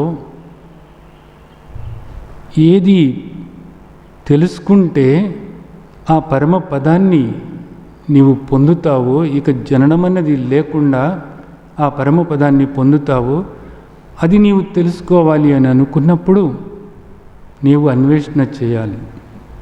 అదే సత్యాన్వేషణ అంటారు, అదే ఆత్మాన్వేషణ అంటారు, అదే భగవద్ అన్వేషణ అంటారు. ఏ పదంతో నీవు మొదలుపెట్టినప్పటికీ కూడా చేరేది ఒక్క దగ్గరికే. ఎక్కడికి చేరుతావు? నేను దేహం కాదు, నేను ఆత్మస్వరూపం అనేటటువంటి దగ్గరికే చేరుతావు. వీటన్నిటికీ కూడా అదే సమాధానం అవుతుంది. యస్మిన్ గత న నివర్తంతి భూయా అనేటటువంటిది ఇక్కడ మనకు చెప్తున్నారు. అంటే ఏంటి? ఇంకా మనం తిరిగి రానటువంటి స్థితి. తిరిగి రానటువంటి స్థితి అంటే ఏంటి? ఇప్పుడు నేను దేహము అనుకుంటున్నావు. దేహము అనుకున్నప్పుడు ఇక్కడ దుఃఖం అనుభవిస్తూ ఇక్కడ చేసినటువంటి పాప పుణ్య కర్మల వల్ల మరలా నువ్వు దేహాలు పొందుతూనే ఉన్నావు, తిరిగి వస్తూనే ఉన్నావు, మరలా తిరిగి వస్తూనే ఉన్నావు. ఇక్కడ మరలా జన్మ తీసుకుంటూనే ఉన్నావు. ఇక్కడ మరలా తిరిగి రానటువంటి స్థితి ఏది? మరలా తిరిగి రానటువంటి స్థితి ఎలా వస్తుంది? నువ్వు దేహం అనుకుంటూ అలాగే జీవించి చివరి శ్వాసలో కూడా నేను దేహమే అనుకుంటూ, వీళ్ళందరూ నా వాళ్ళు అనుకుంటూ, నేను అది చేశాను ఇది చేశాను అని ఆ కర్తృత్వాన్ని మీదేసుకుంటూ, నేను దేహమే అనుకుంటూనే నువ్వు శివశ్వాస వదిలినప్పుడు మళ్ళీ నీకు దేహాలే వస్తాయి. అంటే తిరిగి వస్తూనే ఉన్నావు అన్నమాట. ఇప్పటికి అనేక జన్మలు గడిచిపోయినాయి. ఆయా జన్మల్లో ఇలాగే అనుకుంటూ తిరిగి వస్తూనే ఉన్నావు ఇక్కడికి. నువ్వు నేను దేహం కాదు, నేను ఆత్మస్వరూపము అని నీవు ఇక్కడ అర్థం చేసుకుని ఈ దేహం చివరి శ్వాస వదులుతూ ఉన్నప్పుడు కూడా దీనికి నేను ద్రష్టునై ఉన్నాను, నేను ఆత్మస్వరూపం అనేటటువంటి ఆ భావనతో నువ్వు ఉన్నప్పుడు ఇంకా నీకు జన్మ ఎక్కడిదిగా? నీవు దేనికి పరిమితమై లేవు. అప్పుడు నీవు అనంతుడవు అని ఆ విధమైన నిన్ను నీవు తెలుసుకోగలుగుతావు కదా. కాబట్టి ఇక్కడ ఏమని చెబుతున్నారు? తమేవ సాధ్యం పురుషం ప్రబద్ధి యత ప్రవృత్తి ప్రసృత పురాణి అంటున్నారు. ఈ పురాతనమైనటువంటి ఈ సంసారం ఉంది చూసావు, ఇంత దుఃఖభూయిష్టమైనటువంటి ఈ సంసారం అన్నది ఏదైతే ఉందో ఇది ఎక్కడి నుండి వచ్చినట్లు అంటే ఆ పరమాత్మ నుండే వచ్చింది. ఆ పరమాత్మ ఇప్పుడు ఎక్కడ ఉన్నారు? సర్వవ్యాపకమైనటువంటి పరమాత్మ, నిరాకారమైనటువంటి పరమాత్మ, అంతటా కూడా వ్యాపించి ఉన్నటువంటి పరమాత్మ, అందరిలోనూ కూడా ఇక్కడ ఆత్మగా ఉన్నటువంటి పరమాత్మ. ఆ ఆత్మ ఏదో కాదు, పరమాత్మే. ఇప్పుడు నువ్వు శరణు వేడాలి. ఎవరిని శరణు వేడాలి? ఆ పరమాత్మని శరణు వేడమంటున్నారు ఇక్కడ. ఈ పరమాత్మ నిజానికి ఇప్పుడు ఎవరు? సగుణ భగవంతుడు కాదు, సాకార భగవంతుడు కాదు, నిర్గుణ పరమాత్మ, నిర్గుణ పరబ్రహ్మ స్వరూపము, నిరాకార పరబ్రహ్మ స్వరూపము, సర్వవ్యాపకము, అందరిలోనూ కూడా ఆత్మగా ఉన్నటువంటి పరమాత్మ, అందరిలోనూ కూడా ఆత్మగా ఉన్నటువంటి పరమాత్మ. మళ్ళా ఆత్మగా ఉన్నారు అంటే పరమాత్మకు వేరుగాని కాదు, గుర్తుంచుకోండి. నీవు ఆత్మస్వరూపము అన్నప్పుడు నీకు పరమాత్మ వేరు అంటే ఆ పరమాత్మ అనాత్మ అవుతారు. అందుకే ఇక్కడ ఈ అధ్యాయంలోనే చెప్తున్నారు, ఆ పరమాత్మే ఈ ఆత్మ, ఈ ఆత్మే ఆ పరమాత్మ అని చెప్తున్నారు. దీన్ని అర్థం చేసుకోవాలి. దీన్ని అర్థం చేసుకుని ఇప్పుడేమంటున్నారు? తమేవ చాద్యం పురుషం ప్రవత్యే. ప్రవత్తి అంటే శరణు వేడాలి అంటున్నారు. ఇప్పుడు దాకా నువ్వు ఎవరిని శరణు వేడుతున్నావు? రకరకాలైనటువంటి రూపాలతో ఉన్నటువంటి సగుణ సాకార దేవతలను, దేవుళ్లను నువ్వు శరణు వేడుతున్నావు. అలాగే రకరకాలైనటువంటి కోరికలు కోరుకోవటానికి రకరకాలైనటువంటి పూజలు చేస్తూ ఉన్నావు కదా. కానీ ఇప్పుడు నువ్వు అలా కాదు. ఏం చేయాల్సి ఉంటుంది? నిర్గుణ పరమాత్మ, గుణాతీతుడైనటువంటి పరమాత్మను శరణు వేడాలి అని చెప్తున్నారు. ఎందుకని? ఈ గోచరమయ్యేటటువంటిది అంతా కూడా నిజానికి ప్రకృతి అనబడుతుంది. ఇదంతా కూడా మాయా అనబడుతుంది. ఇదంతా కూడా గుణాలతో కూడి ఉంది. ప్రతి దేహము కూడా గుణాలతో కూడి ఉంది. అది ఏ దేహమైనప్పటికీ కూడా, ఎవరి దేహమైనప్పటికీ కూడా, ఎంత గొప్పవాళ్ల దేహమైనప్పటికీ కూడా ఆ దేహాలన్నీ కూడా గుణాలతో కూడినవే. అవన్నీ కూడా ప్రకృతి అనబడుతున్నది. అవన్నీ కూడా క్షేత్రము అనబడుతున్నవి. ఆయా దేహాలకు, ఆయా రూపాలకు ఆధారమైనటువంటి క్షేత్రజ్ఞుడు ఎవరైతే ఉన్నారో, సర్వవ్యాపకమైనటువంటి ఆ పురుషోత్తముడు ఎవరైతే ఉన్నారో ఆ పురుషోత్తముడినే శరణు వేడాలి అనేటటువంటిది ఇక్కడ అర్థం చేసుకోవాల్సినటువంటి విషయం. మనకి ఈ విషయాన్ని 7వ అధ్యాయంలోనే జ్ఞాన విజ్ఞాన యోగంలో మన తండ్రి మనకు స్పష్టంగా చెప్పారు. దైవీహేష గుణమయీ మమ మాయా దురత్యయ మామేవ ఏ ప్రవద్యంతే మాయామేతాం తరంతితే. ఇక్కడ ఈ సంసార సాగరం నుండి, ఈ దుఃఖభూయిష్టమైనటువంటి ఈ సంసార సాగరం నుండి నీవు బయటపడాలి అని అనుకున్నప్పుడు మాయకు వేరుగా ఉన్నటువంటి గుణాతీతుడనైనటువంటి నన్ను శరణు వేడాలి అనేది చెప్తున్నారు. దైవీహేష గుణమయీ మమ మాయా దురత్యయ. ఈ మాయ ఏదైతే ఉందో ఇది గుణాలతో కూడినటువంటిది. మాయ అంతా కూడా, ఈ ప్రకృతి అంతా కూడా గుణాలతో కూడినటువంటిది. దీనికి ఆధారం నేనే నిజానికి. అయితే ఇది కనపడుతుంది కదా అని చెప్పేసి దీన్నే పట్టుకుని నువ్వు వేలాడుతున్నావు. ఇక్కడేమో నీ దేహాన్ని పట్టుకుంటావు, అక్కడేమో దేవుడు అంటూ గుణాలతో కూడిన దేవుణ్ణే పట్టుకుంటావు. అలా చేయటం వల్ల నీకు ఈ దుఃఖం అనేది తప్పటం లేదు. కాబట్టి దీని నుంచి బయటపడాలి అనుకుంటే ఈ మాయ నుండి, ఈ దుఃఖం నుండి, ఈ జనన మరణ చక్రం నుండి నీవు బయటపడాలి అంటే మామేవయే ప్రపద్యంతే మాయామేతం తరంతితే అనేది చెప్తున్నారు. మాయకు ఆవల ఉన్నటువంటి, మాయకు అతీతంగా ఉన్నటువంటి గుణాతీతుడనైనటువంటి నన్ను పట్టుకోవాలి అన్నది అక్కడ చెప్తున్నారు. గుణాలను కాదు పట్టుకోవాల్సింది, గుణాతీతుడిని పట్టుకోవాలి. ఎక్కడ ఉన్నాడు ఆ గుణాతీతుడు? గుణాలతో ఉన్నటువంటి ఈ దేహంలోనే ఉన్నాడు ఆ గుణాతీతుడు ఆత్మగా అనేది ఇక్కడ మనం అర్థం చేసుకోవాలి. పురంలో ఉన్నటువంటి వాడు, ఆ పురంలో ఉన్నటువంటి వాడే పురుషుడు అనబడుతున్నాడు. నవద్వార పురంలో ఉన్నటువంటి పురుషుడు ఆత్మస్వరూపమైనటువంటి, ఆత్మస్వరూపంగా ఉన్నటువంటి ఆ పురుషుణ్ణి, ఆ ఆత్మనే పట్టుకోవాలి. ఆ ఆత్మ ఏదో కాదు, నీవే అయి ఉన్నావు. ఇది అర్థం చేసుకోవాల్సినటువంటి విషయం.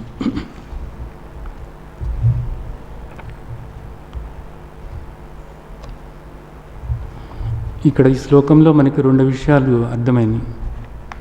ఈ దుఃఖం నుంచి బయటపడాలి అనుకున్నప్పుడు ఎవరిని పట్టుకోవాలి అన్నది. ఎవరిని పట్టుకోవాలి? ఈ పురంలో ఉన్నటువంటి పురుషుణ్ణి పట్టుకోవాలి. ఆ పురుషుడే ఆత్మ, ఆత్మగా పట్టుకోవాలి అనేటటువంటిది ఇక్కడ మనం అర్థం చేసుకున్నటువంటి విషయం. సరే, తర్వాత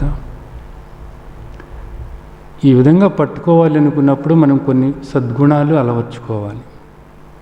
దుర్గుణాలతో ఉన్నప్పుడు ఇవేవి కూడా సాధ్యం కాదు.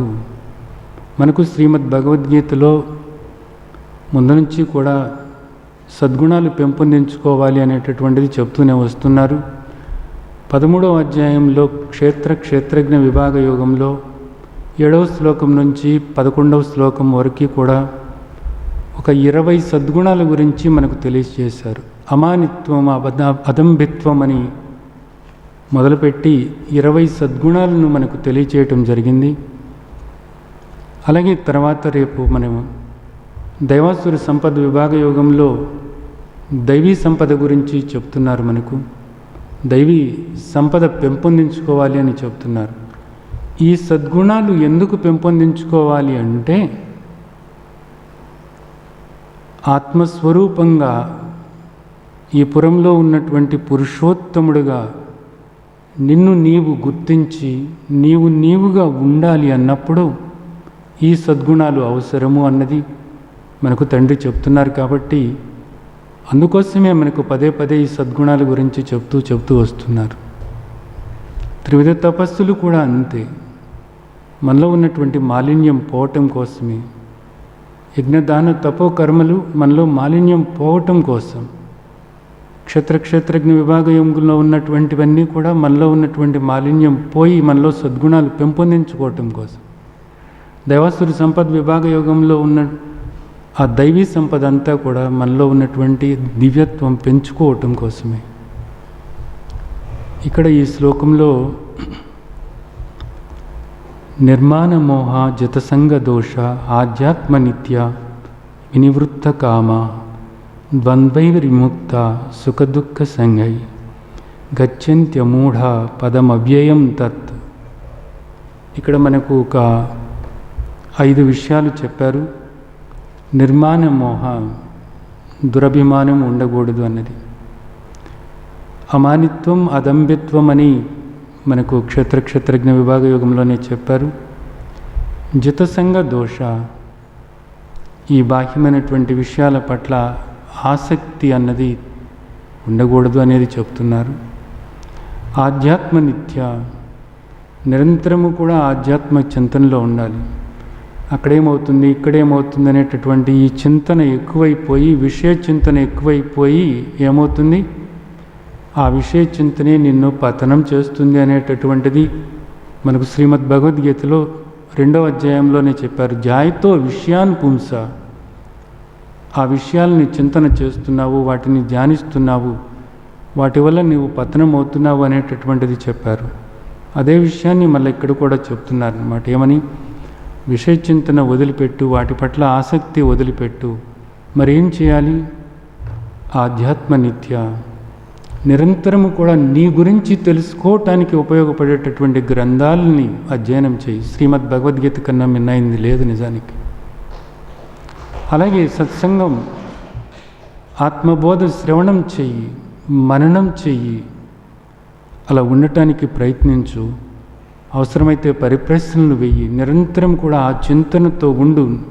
ఆధ్యాత్మ నిత్య, ఆత్మస్వరూపమైనటువంటి నీ లక్షణాలను గురించి నువ్వు తెలుసుకోవటానికి ప్రయత్నం చేయి. నీ లక్షణాల ప్రకారంగా నువ్వు ఉంటున్నావా లేదా అనేది గమనించుకుంటూ ఉండు. నీ గురించి తెలియచేసేటటువంటి గ్రంథాలను పఠిస్తూ ఉండు. వినివృత్త కామాహ, ఇవన్నీ కూడా నాకేదో ఆనందాన్ని కలిగిస్తాయి, నాకేదో సుఖాన్ని కలిగిస్తాయి అనేటటువంటి భ్రమలో ఉండి ఇప్పటివరకు దుఃఖాన్ని అనుభవిస్తున్నావు కదా. కాబట్టి వాటి పట్ల కోరికలు ఏవైతే ఉన్నాయో ఆ కోరికలను పోగొట్టుకో. అవేవి కూడా నీకు దుఃఖాన్ని కలిగిస్తున్నాయే తప్ప నీకు ఏది కూడా నీకు సుఖాన్ని కలిగించటం లేదు అనేటటువంటిది గుర్తు చేసుకుంటూ ఉండు. సుఖదుఃఖ సంజ్ఞై ద్వంద్వై విముక్త, సుఖ దుఃఖాలు వచ్చిపోతూ ఉంటాయి కాబట్టి వీటిల్లో మనం కూరుకుపోకూడదు. వాటి రాకపోకలను గమనిస్తూ ఉన్నాము అనేటటువంటిది ఏర్పరచుకోవాలి. సుఖదుఃఖే సమీకృత్వ లాభాలాభౌ జయాజయవు తతో యుద్ధాయ యుజ్యస్వనైవం పాపం అవ్యాప్ససి. 2వ అధ్యాయంలోనే మన తండ్రి మనకు చెప్పారు కదా. ఇవన్నీ కూడా వచ్చిపోతూ ఉండేటటువంటివే. నీవు వాటికి సాక్షివై ఉన్నావు, ద్రష్టవై ఉన్నావు అనేది తెలుసుకో అని ఇక్కడ ఈ 5 విషయాలు కూడా మనకి ఇక్కడ చెప్పడం జరిగింది. తర్వాత అమూఢ, ఇక్కడ చెప్పినటువంటి 5 విషయాలు ఏవైతే ఉన్నాయో ఇవి ఎవరైనా కానీ అలా ఆచరణలో పెట్టుకోవచ్చు. వీటితో పాటు కావాల్సిందేంటంటే అమూఢ అంటే అజ్ఞానం పోగొట్టుకోవాలి. సరైనటువంటి జ్ఞానబోధ నీవు శ్రవణం చేయాలి సరైన రీతిలో. మరలా నిన్ను దేహం వైపు లాగి మరలా నిన్ను కర్మకాండల్లో కూరుకుపోయేలాగా చేసి మరలా జన్మలు తీసుకోవటానికి ఉపయోగపడేటటువంటి బోధ కాదు నువ్వు వినాల్సినటువంటిది. వీటిలోంచి బయటపడటానికి కావలసినటువంటి బ్రహ్మజ్ఞానం నీవు శ్రవణం చేయాలి. ఆత్మబోధ నువ్వు శ్రవణం చేయాలి. నీ గురించి నువ్వు తెలుసుకోవాలి. నీ లక్షణాలను గురించి నువ్వు తెలుసుకోవాలి. నీకుగా నీవు అనుభవపూర్వకంగా తెలుసుకోవాలి. నేను ఎలా ఉన్నాను, ఆత్మస్వరూపమైనటువంటి నేను ఎలా ఉన్నాను అనేటటువంటిది నీకుగా నువ్వు తెలుసుకోవాలి. తెలుసుకుని ఇక్కడ చెప్పినటువంటి సద్గుణాలు ఏవైతే ఉన్నాయో ఇవి దేహం ఆచరణలో పెట్టుకునేలాగా చూసుకోవాలి. ఈ విధంగా చేయాలి అనేటటువంటిది మనకి ఇక్కడ చెప్తున్నారు తండ్రి. తర్వాత 6వ శ్లోకం.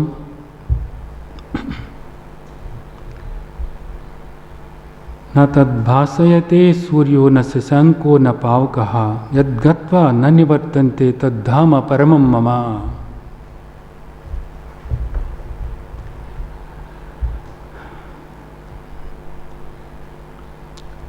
న తద్భాసయతే సూర్యో న శశాంకో న పావకః. ఇక్కడ మనం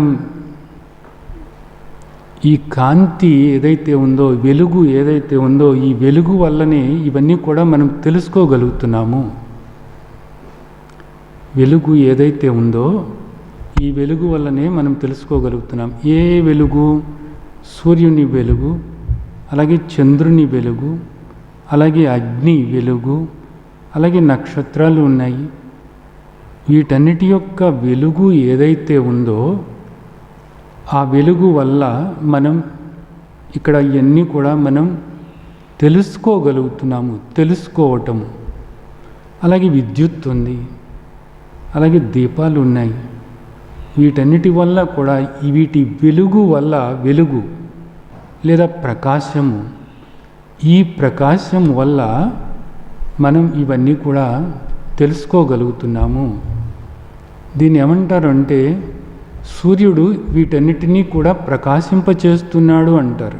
ప్రకాశింపచేస్తున్నాడు అంటే దాని అర్థం ఏమిటి అంటే ఇవన్నీ కూడా తెలుసుకునే విధంగా చేస్తున్నాడు. సూర్యుని యొక్క వెలుగు ఇవన్నీ కూడా మనం తెలుసుకునేలాగా చేస్తుంది అనేటటువంటిది ప్రకాశింపచేయటం అంటే దాని అర్థం అది. ప్రకాశము అన్నా, వెలుగు అన్నా, జ్యోతి అన్నా ఇవన్నీ కూడా ఒకే పదాలు, గుర్తుంచుకోండి. ఇక్కడ ఏమంటున్నారు, ఒక గొప్ప శ్లోకం చెబుతున్నారు, మనకి బాగా అర్థం చేసుకోవాల్సినటువంటిది. నా తద్భాసయతే సూర్యో న శశాంకో న పావకః.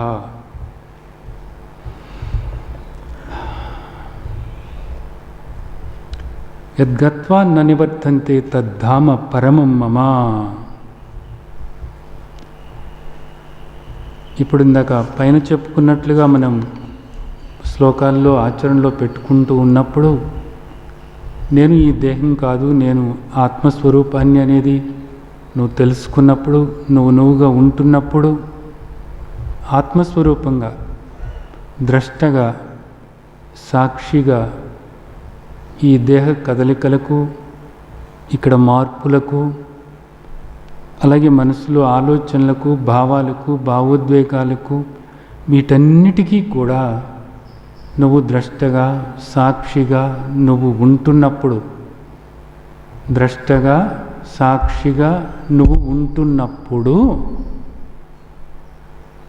ఇది బాగా అర్థం చేసుకోండి, దేహంలో ఉన్న ఆత్మస్వరూపమైన నీవు మనసులో ఆలోచనలు గమనిస్తూ ఉన్నావు, భావాలు గమనిస్తూ ఉన్నావు, భావోద్వేగాలు గమనిస్తూ ఉన్నావు, ఈ దేహ కదలికలన్నీ గమనిస్తూ ఉన్నావు, ఇక్కడ జరిగే మార్పులన్నీ కూడా గమనిస్తూ ఉన్నావు. ఇదంతా కూడా దృశ్యము.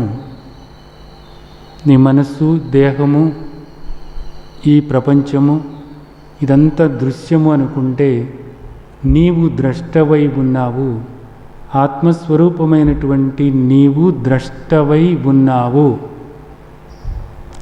ద్రష్టవైనటువంటి ఆత్మస్వరూపమైనటువంటి నీవు మరణించేవాడివి కాదు, మరల పుట్టేవాడివి కానే కాదు. చావు పుట్టుకలు అనేటటువంటివి నీకు లేనే లేవు. చావు పుట్టుకలు అనేటటువంటివి నీకు లేనే లేవు. యద్గత్వా న నివర్తంతే తద్ధామ పరమం మమ. మళ్ళీ తిరిగి రావటం అనేటటువంటిది, మళ్ళీ పుట్టటం అనేటటువంటిది నాకు, ఆత్మస్వరూపమైనటువంటి నాకు లేనే లేదు. ద్రష్టనైనటువంటి నాకు లేనే లేదు. ఇది బాగా అర్థమైతే మీకు ఈ శ్లోకంలో పైన చెప్పింది అర్థమవుతుంది. ఇప్పుడు మీరు దేహం కాదు, ఈ దేహంలో ఆత్మస్వరూపంగా ద్రష్టగా ఉన్నారు. మీరు వీటన్నిటినీ కూడా గమనించేవాడిలాగా ఉన్నారు. అంటే వీటన్నిటినీ తెలుసుకునేవాడిలాగా ఉన్నారు. మనసులో ఆలోచనలు తెలుసుకుంటూ ఉన్నారు, భావాలు తెలుసుకుంటూ ఉన్నారు, భావోద్వేగాలు తెలుసుకుంటూ ఉన్నారు, మనసులో సుఖదుఖాలు తెలుసుకుంటూ ఉన్నారు, ఆకలి దప్పికలు తెలుసుకుంటూ ఉన్నారు, దేహంలోని ప్రతి కదలిక తెలుసుకుంటూ ఉన్నారు, ఈ ఇంద్రియాలు ఏమేం చేస్తున్నాయో తెలుసుకుంటూ ఉన్నారు. ఇక్కడ శబ్ద, స్పర్శ, రూప, రసగంధాలన్నీ కూడా తెలుసుకుంటూ ఉన్నారు. తెలుసుకుంటూ తెలుసుకుంటూ తెలుసుకుంటూ అన్నీ తెలుసుకుంటున్నటువంటి మీరు, ఆత్మస్వరూపులైనటువంటి మీరు, ఆ విధంగా మిమ్మల్ని మీరు తెలుసుకుంటూ ఉన్నారు. మిమ్మల్ని మీరు కూడా తెలుసుకుంటూనే ఉన్నారు. ఇవన్నీ కూడా తెలుసుకుంటున్నటువంటి నేనున్నాను అని ఆ విధంగా ఉన్నటువంటి సచ్చిద్రూపమైనటువంటి మిమ్మల్ని మీరు తెలుసుకుంటూ, మీరే ఇవన్నీ కూడా తెలుసుకుంటున్నాను అని తెలుసుకుంటూ ఉన్నారు. అలాంటి ఆత్మస్వరూపమైనటువంటి మీకు మృత్యువెక్కడిది? నిరాకారమైనటువంటి సర్వవ్యాపకమైనటువంటి మీకు మృత్యువెక్కడిది? లేనే లేదు కదా. ఈ దేహాలు మారుతూ ఉంటాయి, పుడతాయి, పెరుగుతాయి, తర్వాత మారుతూ ఉంటాయి, శిథిలమవుతూ ఉంటాయి, మరణిస్తూ ఉంటాయి. ఈ దేహం కూడా అంతే, మరణిస్తుంది. కానీ వీటన్నిటికీ కూడా, ఈ మార్పులన్నిటికీ కూడా సాక్షిగా, ద్రష్టగా నే ఉన్నాను అని ఆ విధమైనటువంటి నిన్ను నీవు తెలుసుకుని నీవుగా ఉంటున్నప్పుడు యద్గత్వా నా నివర్తంతే తద్ధామ పరమం మమ. ఇంకా నేను తిరిగి రావటం అనేది ఏం లేదు, పోవటము లేదు, రావటము లేదు. నాకు ఈ చావు పుట్టుకలు అనేటటువంటివి లేనే లేవు. ఆ విధంగా నువ్వు తెలుసుకున్నప్పుడు ఇప్పుడు నా తద్భాసయతే సూర్యో న శశాంకో న పావక. సూర్యుడు వీటన్నిటినీ కూడా ప్రకాశింపచేస్తున్నాడు. సూర్యుడి కాంతి వీటన్నిటినీ కూడా ప్రకాశింపచేస్తుంది, ఇవన్నీ కూడా తెలుసుకునేలాగా చేస్తుంది. అలాగే చంద్రుని కాంతి ఇవన్నీ కూడా తెలుసుకునేలాగా చేస్తుంది. ఇదిగో ఈ దీపాలు ఇవన్నీ కూడా తెలుసుకునేలాగా చేస్తున్నాయి. నక్షత్రాలు కాంతి ఇవన్నీ కూడా తెలుసుకునేలాగా చేస్తున్నాయి. ఇవన్నీ కూడా తెలుసుకునేలాగా చేస్తున్నటువంటి సూర్యుడు కానీ, ఆ చంద్రుడు కానీ, అలాగే అగ్ని కానీ, నక్షత్రాలు కానీ, ఈ విద్యుత్తు కానీ, ఇవేవి కూడా నన్ను తెలుసుకోలేవు. ఆత్మస్వరూపమైనటువంటి నన్ను తెలుసుకోలేవు. వీటన్నిటినీ కూడా తెలుసుకుంటున్నటువంటి నన్ను, సూర్యుడున్నాడు అని తెలుసుకుంటున్నాను, నక్షత్రాలు ఉన్నాయి అని తెలుసుకుంటున్నాను, విద్యుత్ ఉంది అని తెలుసుకుంటున్నాను, అగ్ని ఉంది అని తెలుసుకుంటున్నాను. ఇవన్నీ కూడా తెలుసుకుంటున్నటువంటి నేను, ఇవన్నీ కూడా ఉన్నాయి అని తెలుసుకుంటున్నటువంటి నన్ను ఇవేవి కూడా తెలుసుకోలేవు. అలాగే ఇక్కడ ఈ ఇంద్రియాలు ఏవైతే ఉన్నాయో, ఈ పంచ జ్ఞానేంద్రియాలు ఇవి అన్నీ కూడా తెలుసుకుంటున్నాయి. శబ్దాన్ని తెలుసుకుంటున్నాయి, స్పర్శ తెలుసుకుంటుంది, రూపాన్ని తెలుసుకుంటున్నాయి, అలాగే రుచి తెలుసుకుంటుంది, వాసన తెలుసుకుంటుంది. ఇవి తెలుసుకుంటూ ఉన్నాయి. ఈ పంచ జ్ఞానేంద్రియాలు శబ్ద స్పర్శ రూప రసగంధాలు తెలుసుకుంటూ ఉన్నాయి. ఈ శబ్ద స్పర్శ రూపరసగంధాలు తెలుసుకుంటున్నటువంటి పంచ జ్ఞానేంద్రియాలు నన్ను తెలుసుకోలేవు.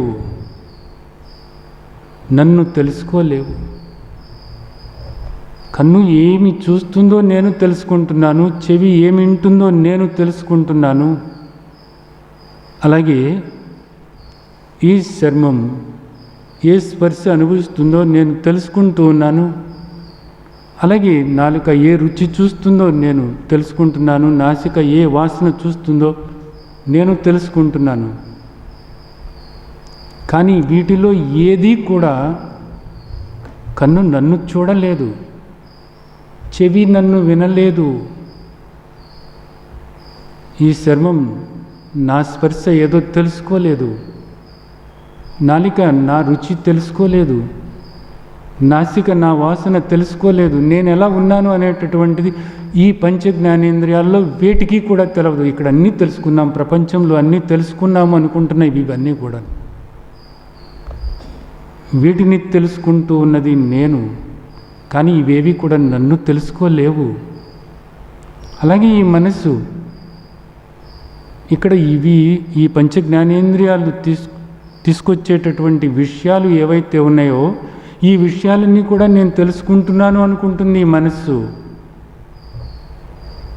కానీ ఈ మనస్సు నన్ను తెలుసుకోలేదు. ఈ మనస్సులో కదలాడేటటువంటి ఆలోచనలు ప్రతిదీ కూడా నేను తెలుసుకుంటున్నాను. మనస్సులో ఇప్పుడు సుఖం ఉందని తెలుసుకున్నాను, దుఃఖం ఉందని తెలుసుకుంటున్నాను. మనస్సులో మంచి ఆలోచనలు నడుస్తున్నాయి అనేది తెలుసుకుంటున్నాను, చెడు ఆలోచనలు నడుస్తున్నాయి అనేది తెలుసుకుంటున్నాను. మనసు ఇప్పుడు శాంతిగా ఉందని తెలుసుకుంటున్నాను, మనసు ఇప్పుడు అశాంతిగా ఉందని తెలుసుకుంటున్నాను. మనసు ఇప్పుడు మంత్రం చేస్తుంది అని తెలుసుకుంటున్నాను, మనసు ఇప్పుడు మంత్రం చేయటం లేదని తెలుసుకుంటున్నాను. మనసు ఇప్పుడు శాంతిగా ఉంది, ఏ ఆలోచన లేకుండా ఉంది అనేది నేను తెలుసుకుంటున్నాను. ఈ విధంగా బాహ్య జ్ఞానేంద్రియాలు, అంతరేంద్రియమైనటువంటి మనస్సు ఇవేవీ కూడా నన్ను తెలుసుకోలేవు. వీటన్నిటినీ తెలుసుకుంటున్నటువంటి నన్ను తెలుసుకోలేవు. అలాగే ఇక్కడ అన్నిటినీ తెలుసుకోవటానికి కారణమైనటువంటి సూర్యుడు, చంద్రుడు, నక్షత్రాలు, విద్యుత్తు ఇవేవీ కూడా నన్ను తెలుసుకోలేవు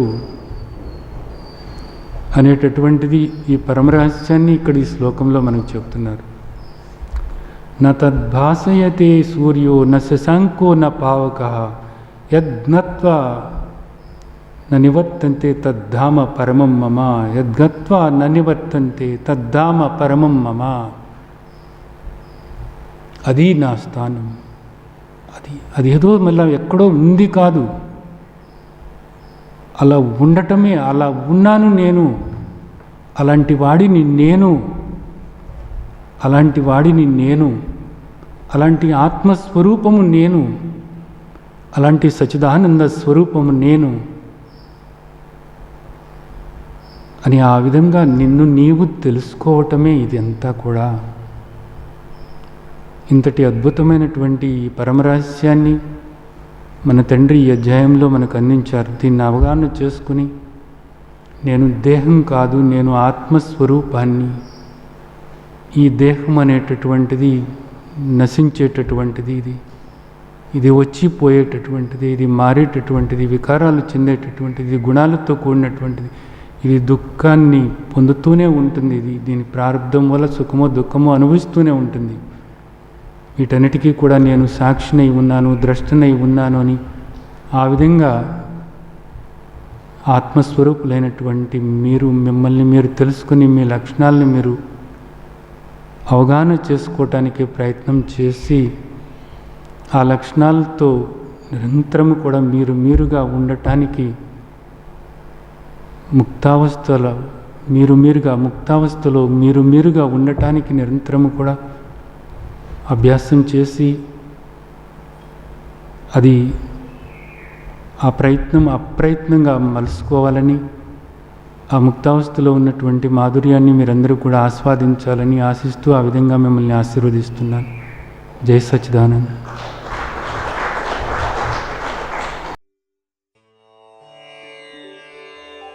లోకా సమస్తా సుఖినో భవంతు. లోకా సమస్తా సుఖినో భవంతు. లోకా సమస్తా సుఖినో భవంతు.